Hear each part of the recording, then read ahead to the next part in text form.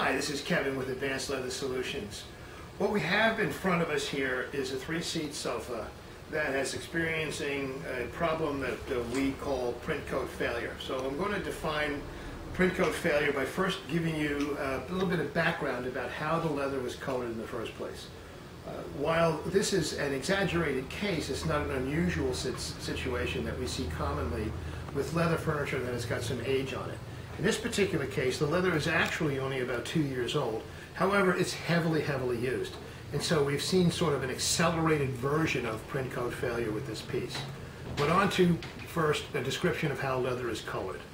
So the way leather is colored starts out with a dyeing process. The hides are dipped into vats of heated dye, and that dye permeates the cellular structure from front to back, and then that becomes the color on the inside of the leather. So let me show you what the color of that is on this piece. What we do is we simply take a look at what the color of the inside of the leather is, and then that determines or tells us what the color of the leather was dyed. Now, in this particular piece, the next layer of color is actually a pigmented coating that we call the base coat.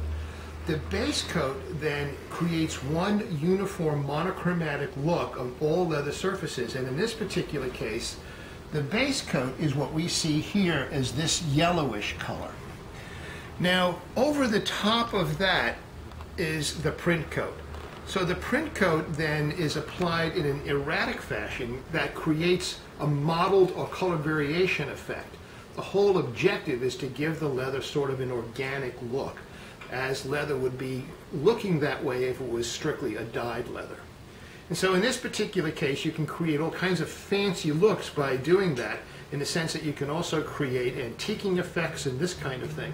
But the objective is a color variation where you have a base color, a monochromatic yellow in this case, and then over that a darker color that then is the interplay of the two that creates the color that you see. So let's review. First it's dyed, then there's a base color applied to all leather surfaces that it makes it one monochromatic color, and then a print color is an overlay color applied that creates the modeling effect. Now, the fourth step in the process is really important. The fourth step in the process is the application of a clear coat. It's the clear coat that's the primary protection. The clear coat determines the wearability of the whole system. And so, in this particular case, what's happened is the clear coat has been eroded away through use, or sometimes it's a function of chemistry. And once that's done, exposing the print coat then wears away very quickly, exposing the base. So, in this particular case, right here, we have print coat. The print coat is still in existence to some degree, but the top coat is gone. And so I'm going to demonstrate that in just a second. Bottle of water, straight bottle of water, and a terry cloth towel.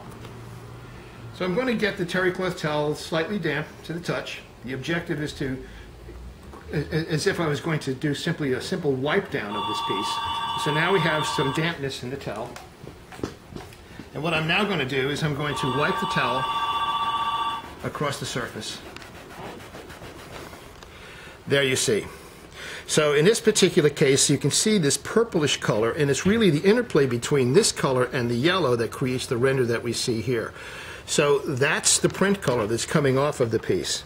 Now, if I go over to same project, same process, get it a little wet, and then I move over here to an area that hasn't seen the same wear, and I do the same thing, nothing comes up. And that's because the clear coat is still intact. And so, in this particular case, what's happening is the clear coat has been eroded away, exposing the print coat. The print coat easily then wipes off with just plain water. So you can imagine what happens if you use a cleaning chemistry or something that was harsher. It would be much more dramatic, exposing then the base. So what's the solution? Well, frankly, there's nothing wrong with the leather. This is strictly just color-related issues. And so the solution then is the reapplication of the print coat and then the reapplication of the clear coat, and brings everything back to the way it's going to be, which is what we're going to do to this piece. So if you have any questions about this, or if you're experiencing something like this with your own leather furniture, give us a call, because we're able to help you solve this problem. We're Advanced Leather Solutions. You can reach us at 510-786-6059 or visit us online at www.adv, that's Adam David Victor, advleather.com. Thanks.